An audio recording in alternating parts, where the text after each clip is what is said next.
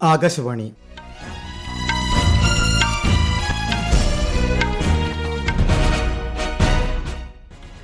നമസ്കാരം. വാർത്തകൾ വായിക്കുന്നത് അനിൽകുമാർ.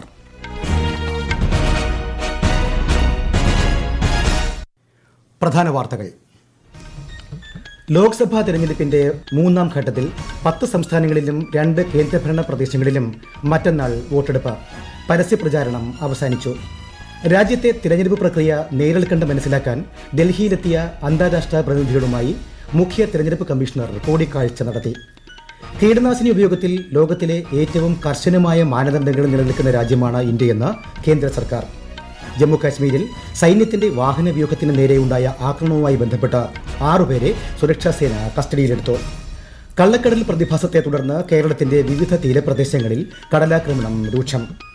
IPL ക്രിക്കറ്റിൽ പഞ്ചാബ് കിങ്സിനെതിരെ ചെന്നൈ സൂപ്പർ കിങ്സിന് 28 റൺ ജയം. രണ്ടാം മത്സരത്തിൽ Lucknow super giants Kolkata night Riders പോരാട്ടം. വാർത്തകൾ വിശദമായി.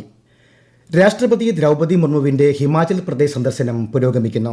ഇന്ന് ഷിംലയിലെ രാഷ്ട്രപതി നിവാസിൽ മുൻ രാഷ്ട്രപതി ഗ്യാനി സെയിൽ സിംഗിന് ശ്രീമതി മുർമു ശ്രദ്ധാഞ്ജലി അർപ്പിച്ചു. നാളെ ധരംശാല കേന്ദ്ര സർവകലാശാലയിലെ ബിരുദദാന ചടങ്ങിൽ രാഷ്ട്രപതി മുഖ്യാതിഥിയായി പങ്കെടുക്കും. മറ്റന്നാൾ ഷിംലയിലെ ചരിത്രപ്രസിദ്ധമായ ഗൈറ്റി തിയേറ്ററിൽ നടക്കുന്ന സാംസ്കാരിക പരിപാടിയിലും ശ്രീമതി മുർമു സംബന്ധിക്കും. ലോകത്തിലെ ഏറ്റവും വലിയ ജനാധിപത്യ രാജ്യമായ ഇന്ത്യയിലെ ലോക്സഭാ തെരഞ്ഞെടുപ്പ് പ്രക്രിയ നേരിൽ കണ്ട് മനസ്സിലാക്കാൻ എത്തിയ അന്താരാഷ്ട്ര പ്രതിനിധി സംഘവുമായി മുഖ്യ തെരഞ്ഞെടുപ്പ് കമ്മീഷണർ രാജീവ് കുമാർ ന്യൂഡൽഹിയിൽ കൂടിക്കാഴ്ച നടത്തി. 23 രാജ്യങ്ങളിൽ നിന്നുള്ള 75 അന്താരാഷ്ട്ര സന്ദർശകരോട് അദ്ദേഹം രാജ്യത്തെ തെരഞ്ഞെടുപ്പ് പ്രക്രിയ വിശദീകരിച്ചു. കേന്ദ്ര തെരഞ്ഞെടുപ്പ് കമ്മീഷന്റെ പ്രത്യേക ക്ഷണപ്രകാരം ഇന്നലെയാണ് സംഘം എത്തിയത്. മഹാരാഷ്ട്ര, ഗോവ, ഗുജറാത്ത്, കർണാടക, മധ്യപ്രദേശ്, ഉത്തർപ്രദേശ് തുടങ്ങിയ സംസ്ഥാനങ്ങളിലെ മണ്ഡലങ്ങൾ സന്ദർശിക്കുന്ന സംഘം ഈ മാസം 9 തിരികെ പോകും. മൂന്നാം ഘട്ട ലോക്സഭാ തെരഞ്ഞെടുപ്പിന്റെ പരസ്യപ്രചാരണം അവസാനിച്ചു. 10 സംസ്ഥാനങ്ങളിലെ 93 മണ്ഡലങ്ങളിലും കേന്ദ്രഭരണ പ്രദേശമായ ദാദ്ര നഗർ ഹവേലിയിലും ദാമൻ ദിയുവിലുമാണ് മൂന്നാം ഘട്ടത്തിൽ വോട്ടെടുപ്പ് നടക്കുക. കർണാടകയിലെ അവശേഷിക്കുന്ന 14 സീറ്റുകൾക്കൊപ്പം മഹാരാഷ്ട്രയിലെ 11, ഉത്തർപ്രദേശിലെ 10, മധ്യപ്രദേശിലെ 8, ഛത്തീസ്ഗഡിലെ 7 സീറ്റുകളിലേക്കും മറ്റന്നാൾ വോട്ടെടുപ്പ് നടക്കും. വിശദാംശങ്ങളിലേക്ക്. തിരക്കിട്ട പരിപാടികളുമായാണ് രാഷ്ട്രീയ പാർട്ടികൾ മൂന്നാം ഘട്ട തിരഞ്ഞെടുപ്പ് പ്രചാരണത്തിന്റെ അവസാന ദിനമായി ഇന്ന് രംഗത്തിറങ്ങിയത്.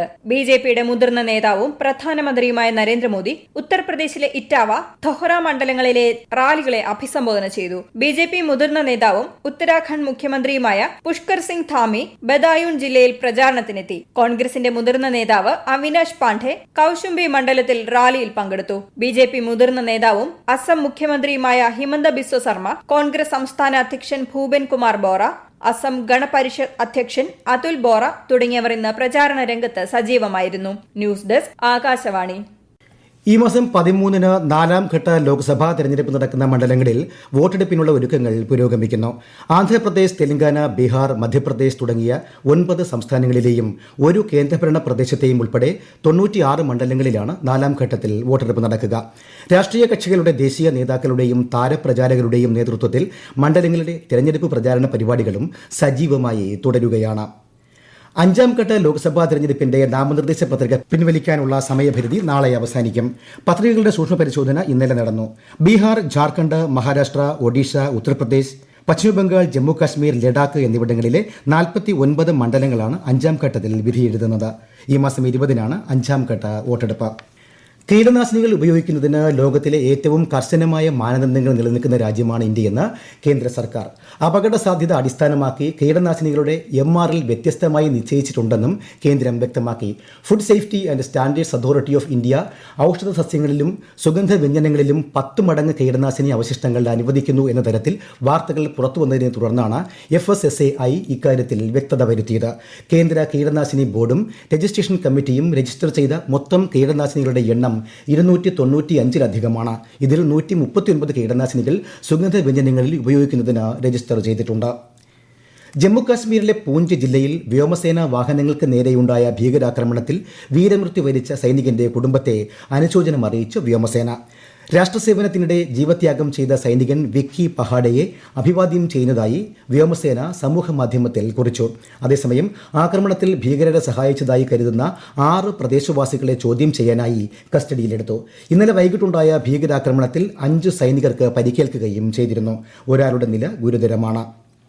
ഇന്ത്യ ഉൾപ്പെടെയുള്ള ചില രാജ്യങ്ങൾ വിദേശ വിദ്വേഷം വച്ചുപുലർത്തുന്നുവെന്ന US പ്രസിഡന്റ് ജോ ബൈഡന്റെ പ്രസ്താവനയോട് പ്രതികരിച്ച് വിദേശകാര്യമന്ത്രി എസ് ജയശങ്കർ, ലോകചരിത്രം പരിശോധിച്ചാൽ ഇന്ത്യയുടേത് തുറന്ന സമീപനമാണെന്നും വ്യത്യസ്ത സമൂഹങ്ങളിൽ നിന്നുള്ളവരെ ഇന്ത്യ എല്ലായ്പ്പോഴും സ്വാഗതം ചെയ്തിട്ടുണ്ടെന്നും ശ്രീ ജയശങ്കർ പറഞ്ഞു. ഇന്ത്യയുടെ സമ്പദ്ഘടന തകരുകയാണെന്ന ബൈഡന്റെ പ്രസ്താവനയോടും കേന്ദ്ര വിദേശകാര്യമന്ത്രി പ്രതികരിച്ചു. ഇന്ത്യൻ സമ്പദ് വ്യവസ്ഥയ്ക്ക് നിലവിൽ പ്രശ്നങ്ങൾ ഒന്നും തന്നെയില്ലെന്ന് അദ്ദേഹം പറഞ്ഞു. ഈ വാർത്തകൾ ആകാശവാണിയിൽ നിന്ന്. ആകാശവാണി വാർത്തകളും വാർത്താധിഷ്ഠിത പരിപാടികളും all India radio news Thiruvananthapuram എന്ന യൂട്യൂബ് ചാനലിൽ ലഭ്യമാണ്. കൂടുതൽ വാർത്തകൾക്കായി @all India radio news Thiruvananthapuram എന്ന ഫേസ്ബുക്ക് പേജും @AER_News_TVM എന്ന എക്സ് ഹാൻഡിലും സന്ദർശിക്കാം. IPL-ൽ ഇന്ന് നടന്ന ആദ്യ മത്സരത്തിൽ പഞ്ചാബ് കിങ്സിനെതിരെ ചെന്നൈ സൂപ്പർ കിങ്സിന് 28 റൺ ജയം. ധരംശാല ക്രിക്കറ്റ് സ്റ്റേഡിയത്തിൽ നടന്ന മത്സരത്തിൽ ആദ്യം ബാറ്റ് ചെയ്ത ചെന്നൈ നിശ്ചിത ഓവറിൽ 9 വിക്കറ്റ് നഷ്ടത്തിൽ 167 റൺ എടുത്തു. 168 റൺ വിജയലക്ഷ്യം പിന്തുടർന്ന പഞ്ചാബിന് നിശ്ചിത ഓവറിൽ 9 വിക്കറ്റ് നഷ്ടത്തിൽ 139 റൺ എടുക്കാനേ കഴിഞ്ഞുള്ളൂ. രണ്ടാം മത്സരത്തിൽ ടോസ് നേടിയ Lucknow super giants Kolkata night റൈഡേഴ്സിനെ ബാറ്റിംഗിന് അയച്ചു. ലക്നൌവിലാണ് മത്സരം. ഇന്ത്യ ബംഗ്ലാദേശ് വനിതാ ക്രിക്കറ്റ് പരമ്പരയിലെ 4ാം മത്സരം നാളെ നടക്കും. വൈകിട്ട് 3:30 ബംഗ്ലാദേശിലെ സിൽഹെഡ് സ്റ്റേഡിയത്തിലാണ് മത്സരം. 5 മത്സരങ്ങളിൽ ആദ്യ 3 മത്സരങ്ങളും വിജയിച്ച് ഇന്ത്യ പരമ്പര സ്വന്തമാക്കിയിരുന്നു. US-ലെ ടെക്സനിൽ നടക്കുന്ന US ATF ഫെസ്റ്റിവലിൽ പുരുഷന്മാരുടെ ഹൈജമ്പ് ഇനത്തിൽ ഇന്ത്യയുടെ തേജസ്വിൻ ശങ്കറിന് ജയം. ലോക അത്ലറ്റിക്സ് കോണ്ടിനെന്റൽ ടൂർ സിൽവർ ഇവന്റിൽ 1ാം സ്ഥാനം നേടാനുള്ള തന്റെ ആദ്യ ശ്രമത്തിൽ തന്നെ ദേശീയ റെക്കോർഡ് ഉടമയായ തേജസ്വിൻ 2.23 മീറ്ററിൽ വിജയം കണ്ടു. അമേരിക്കയുടെ ഇർനി സിസേഴ്സ് 2ാം സ്ഥാനവും മെക്സിക്കോയുടെ റോബർട്ടോ വിൽച്ചസ് 3ാം സ്ഥാനവും കരസ്ഥമാക്കി. ഛത്തീസ്ഗഡിലെ ദന്തേവാഡ ജില്ലയിൽ 35 മാവോയിസ്റ്റുകൾ കീഴടങ്ങി. CRPF-ലെയും പോലീസിലെയും മുതിർന്ന ഉദ്യോഗസ്ഥർക്ക് മുമ്പാകെയാണ് ഇവർ കീഴടങ്ങിയത്. നിരവധി നക്സലേറ്റ് കേസുകളിൽ കീഴടങ്ങിയ മാവോയിസ്റ്റുകൾക്ക് പങ്കുണ്ട്. രാജ്യത്തിന്റെ കിഴക്കൻ ഭാഗങ്ങളിൽ ഇന്നും ദക്ഷിണേന്ത്യയിൽ നാളെ വരെയും ഉഷ്ണതരംഗം തുടരാൻ സാധ്യതയെന്ന് കേന്ദ്ര കാലാവസ്ഥാ വകുപ്പ്. തമിഴ്നാട്, റായൽസീമ, തെലങ്കാന, വിദർഭ എന്നിവിടങ്ങളിൽ ഇന്നും നാളെയും കർണാടകയുടെ ഉൾപ്രദേശങ്ങളിൽ ഈ മാസം 7 വരെയും ഉഷ്ണതരംഗം അനുഭവപ്പെടും. ചൊവ്വാഴ്ച വരെ വടക്ക് കിഴക്കൻ ഇന്ത്യയിൽ ഇടിമിന്നലോടുകൂടിയ ശക്തമായ മഴയ്ക്കും കാറ്റിനും സാധ്യതയുള്ളതായും കാലാവസ്ഥാ വകുപ്പ് അറിയിച്ചു. കേരളത്തിൽ ചൊവ്വാഴ്ച വരെ ഉയർന്ന ചൂട് തുടരുമെന്ന് കേന്ദ്ര കാലാവസ്ഥാ വകുപ്പ്. വിവിധ ജില്ലകളിൽ അന്തരീക്ഷ താപനില സാധാരണയേക്കാൾ 2 മുതൽ 4 ഡിഗ്രി സെൽഷ്യസ് വരെ ഉയരാൻ സാധ്യതയെന്നാണ് മുന്നറിയിപ്പ്. ആലപ്പുഴ, കോഴിക്കോട് ജില്ലകളിലെ ചില പ്രദേശങ്ങളിൽ ഇന്ന് രാത്രി ചൂട് കൂടുമെന്നും അറിയിച്ചിട്ടുണ്ട്. കള്ളക്കടൽ പ്രതിഭാസത്തെ തുടർന്ന് കേരളത്തിന്റെ വിവിധ തീരപ്രദേശങ്ങളിൽ കടലാക്രമണം രൂക്ഷം. തിരുവനന്തപുരം ജില്ലയിലെ അഞ്ചുതെങ്ങിലും വിഴിഞ്ഞത്തും കൂടാതെ കൊല്ലം ജില്ലയിലെ വിവിധ ഇടങ്ങളിലുമാണ് കടലാക്രമണം രൂക്ഷമായത്. തീരദേശത്ത് വീടുകൾ ഭാഗികമായി തകരുകയും ചില വീടുകളിൽ വെള്ളം കയറുകയും ചെയ്തു. ഇന്ന് രാത്രി 10:30 വരെ കള്ളക്കടൽ പ്രതിഭാസം തുടരുമെന്നാണ് സമുദ്രസ്ഥിതി പഠന കേന്ദ്രത്തിന്റെ മുന്നറിയിപ്പ്. തെക്കൻ ബ്രസീലിൽ ഉണ്ടായ കനത്ത മഴയിൽ മരിച്ചവരുടെ എണ്ണം 60ആയി. 67ഓളം പേരെ കാണാതായി. ആയിരക്കണക്കിന് ആളുകൾ ഇപ്പോഴും ഒറ്റപ്പെട്ട അവസ്ഥയിലാണ്.